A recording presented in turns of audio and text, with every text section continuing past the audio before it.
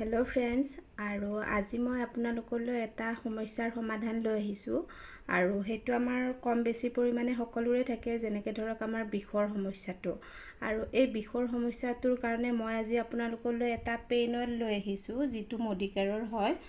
আৰু এই পেইন অইলটো আপুনি আপোনাৰ যিকোনো ধৰণৰ মাংসপেশীৰ বিষ হওক বা যিকোনো ধৰণৰ হাড়ৰ বিষ হওক, আপুনি সকলোতে ব্যৱহাৰ কৰিব পাৰে।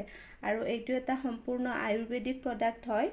আৰু এই তেলবিধ যোনটো পেইন অইল আছে, সেইটোত 7 বিধ বনৌষধিৰে তৈয়াৰ কৰা হৈছে। ইয়াতে যেনেকৈ ধৰক লং তেল দিয়া আছে, পুদিনা তেল দিয়া আছে, তাৰপিছত দেৱদাৰু তেল দিয়া আছে, আকৌ নিৰ্গুন্দি বুলি যিটো তেল আছে, তেনেকুৱা ধৰণৰ মিলি পিনে 7 বিধ তেলৰ দ্বাৰা তৈয়াৰ কৰা হৈছে। আৰু ই আপোনাৰ যিকোনো ধৰণৰ মাংসপেশীৰ আৰু হাড়ৰ বিষসমূহ কমোৱাৰ ক্ষেত্ৰত বা ভাল হোৱাৰ ক্ষেত্ৰত যথেষ্টখিনি সহায় কৰে।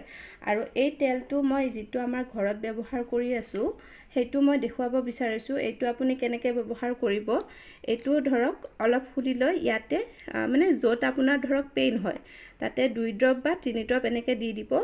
আৰু এইটো লাহেকৈ আপুনি জাষ্ট এনেকৈ লগাই ৰাখিব, বেছি মাছাজ কৰিব নালাগে, এনেকৈ লগাই ৰাখিব। আৰু লাহে লাহে ইয়াৰে যোনটো তেলটো হয়, লাহে লাহে নোহোৱা হৈ যাব। আৰু আপোনাৰ যিটো বিষ আছে, আপুনি 3-4 মিনিটৰ ভিতৰতে যিটো আপোনাৰ মাংসপেশীৰ বিষ আছে ধৰক হ'লে, তেনেকুৱা ধৰণৰ বিষসমূহত আপুনি 2-3 মিনিটৰ ভিতৰতে ইয়াৰে সম্পূৰ্ণ ৰিজাল্ট পাই যাব। আৰু এই তেলটো ব্যৱহাৰ কৰি বহুতে ভাল ৰিজাল্ট পাইছে। চ' ভাবিছোঁ মই আপোনালোকৰ লগত শ্বেয়াৰ কৰোঁ, সেইকাৰণে আজি মই এই ভিডিঅ'টো আপোনালোকলৈ আগবঢ়ালোঁ। Thank U.